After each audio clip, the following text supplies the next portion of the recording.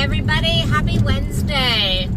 I am driving and I decided to do a quick live for you guys and just really talk about some things that keep coming to me over the last, let's say, week or two, and that I've seen lots of clients that are struggling with this one pattern, and friends and family, and just seeing this kind of topic come back up over and over and over again.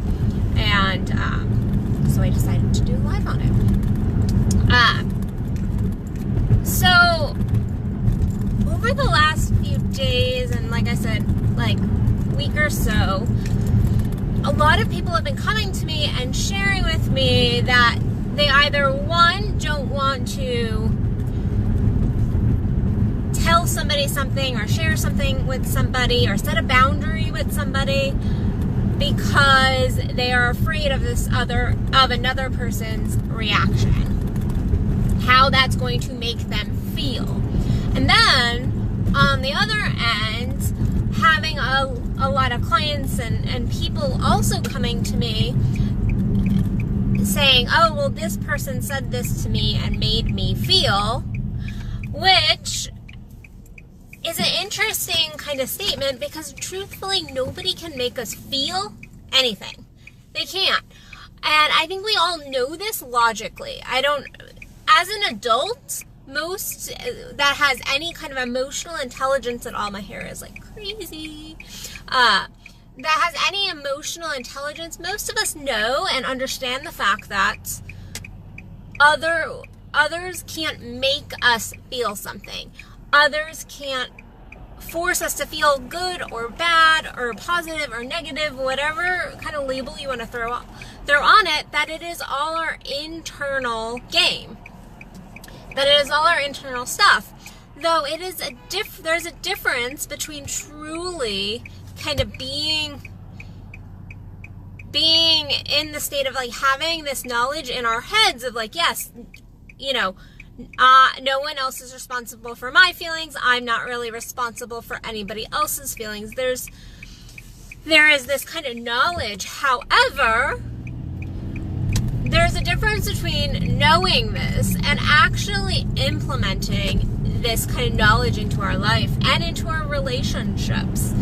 To go when we are going, when we find our egos, because it is all our egos, kind of jumping on board and blaming and shaming other people, and yes, even being victims, because victimhood is a humongous state of ego. When we find ourselves in that state, to really go, no, I'm processing this in this way, but no one can make me feel anything. And to really acknowledge that, because it gives one a sense of power, a power over your own life, a power over your own reaction. And then on the flip side, like I said, I've had lots and lots of people, and I'm thinking actually about a client right now that is afraid to set boundaries because their partner always goes, you're making me feel like this.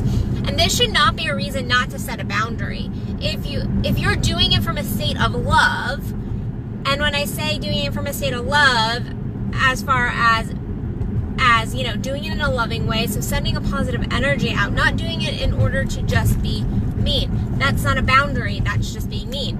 There's a difference. But if you're truly setting a boundary for self and for other in order to take care of self, because that's what our boundaries take care of our relationships, they take care of our internal world, our physical world.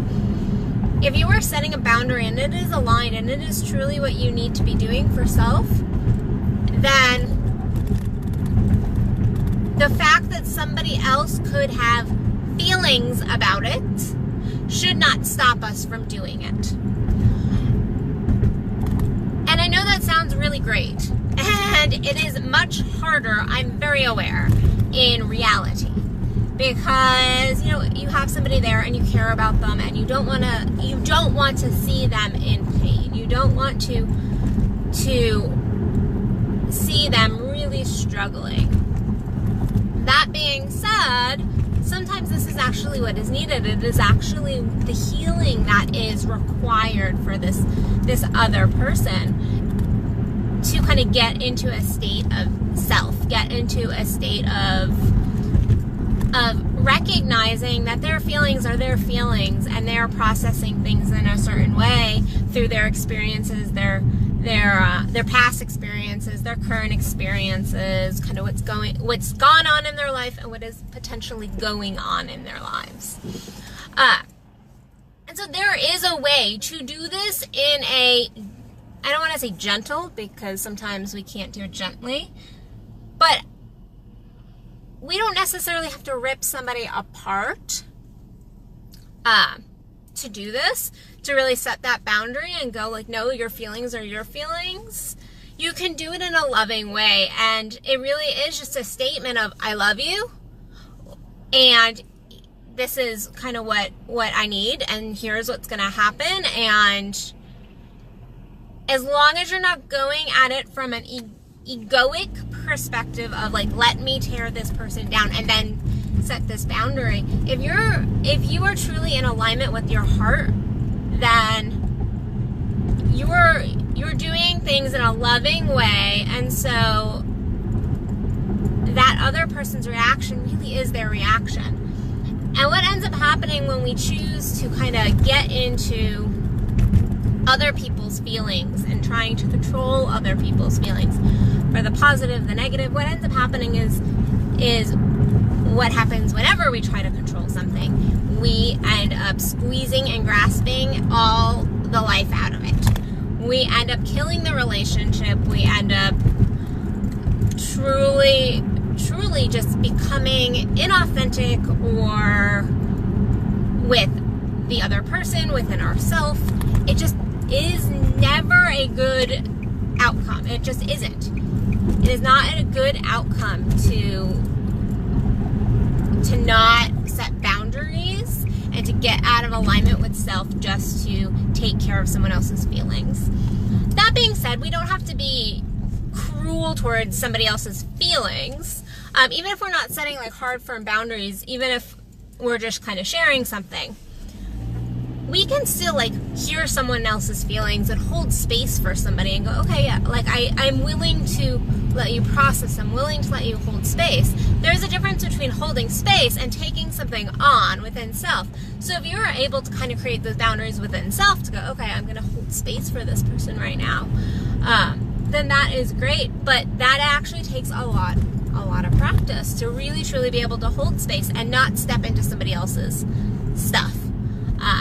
It takes conscious effort to go, I'm just going to hold space and let this person have the feelings they are experiencing, and process that shit out, and no, I didn't create it. And vice versa, if you are the person having feelings, having all of this stuff come up, which we all do, so it's not like it's a uncommon thing. It's not like it's an uncommon thing. We all do this for the most part, in going, oh, like, they said that and that made me feel.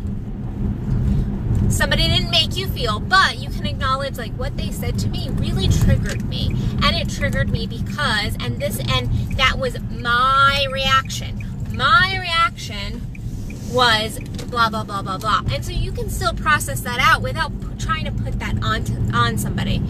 You know, you can recognize your own triggering within self and still go, okay, but that's not, they're allowed to speak their truth. They're allowed to set this boundary, whatever is going on.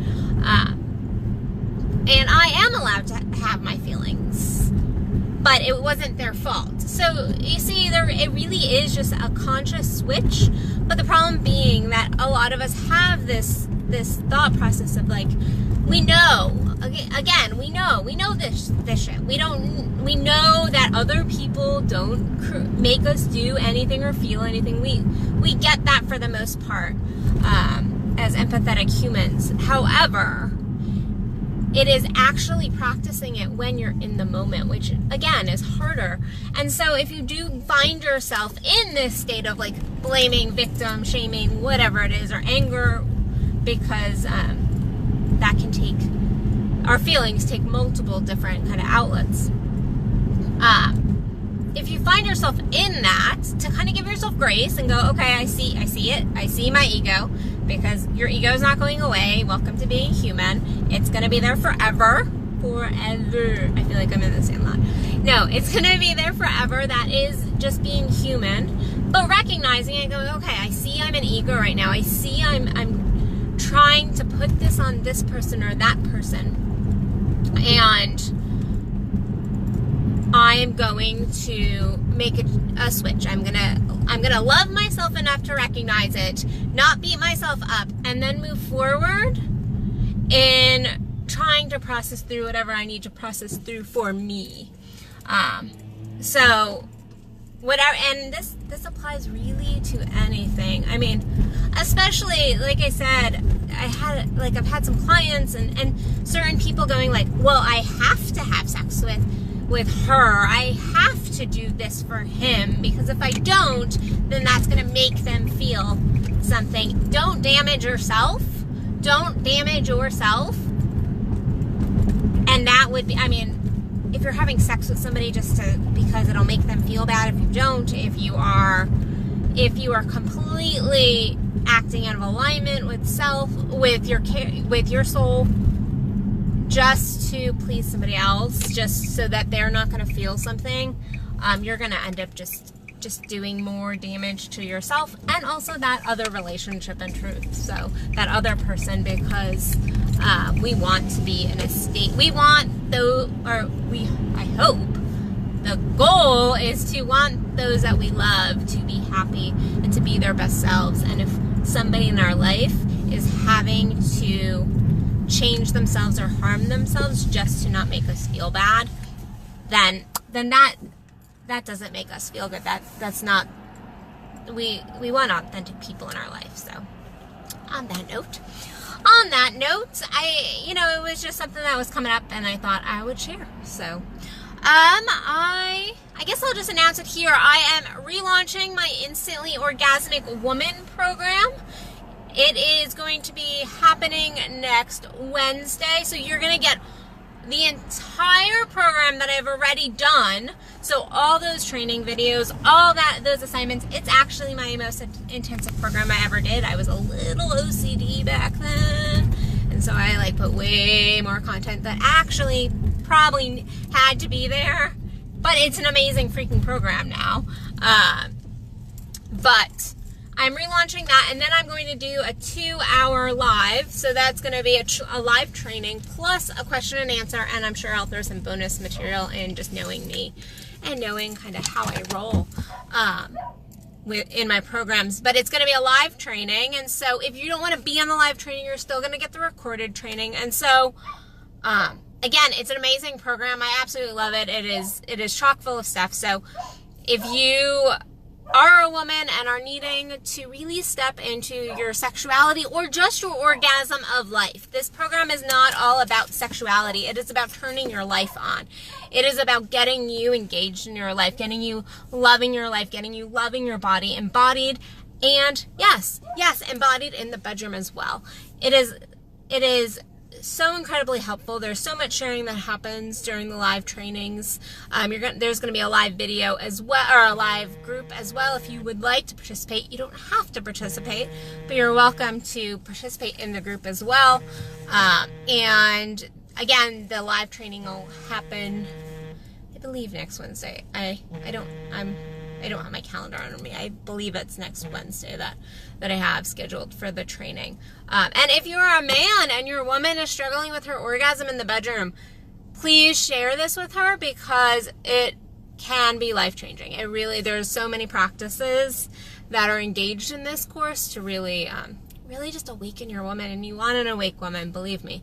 You truly want an awake woman that is turned on to life, turned on in the bedroom, and just fully embodied and loving herself. So on that note, I am going to go grab my Starbucks, and I will talk to you guys tomorrow for another Addison Unleashed. Look out for that program. I will put the link in the comment section once I get my yummy coffee for you guys to sign up for the program. I will see you guys tomorrow. Bye, everybody. Sending you all love, light, and blessings. See ya.